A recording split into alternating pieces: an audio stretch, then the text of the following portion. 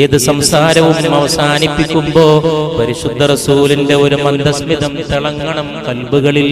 അത് പിരിയാത്ത സുഗന്ധമാണ്, അത് പിരിയാത്ത വസന്തമാണ്, അത് കാവലാണ്, രക്ഷയാണ്, അത് അന്തസ്സാണ്, അഭിമാനമാണ്.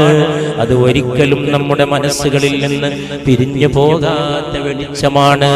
അത് സകല ജ്ഞാനത്തിന്റെയും ആത്മാവ് പോലെ, അത് സകല വസന്തത്തിന്റെയും വസന്തം പോലെ, അത് കുളിരിന്റെ കുളിര് പോലെ, അത് നക്ഷത്ര വീര്യം പോലെ, അത് ചന്ദ്രകാന്തി പോലെ, സൂര്യശോഭ പോലെ. മഹ്ശറയിൽ തിളങ്ങുന്ന മുഖം പുണ്യ നബിയുടെ മുഖം, മുസ്തഫ മുഹമ്മദിന്റെ മുഖം.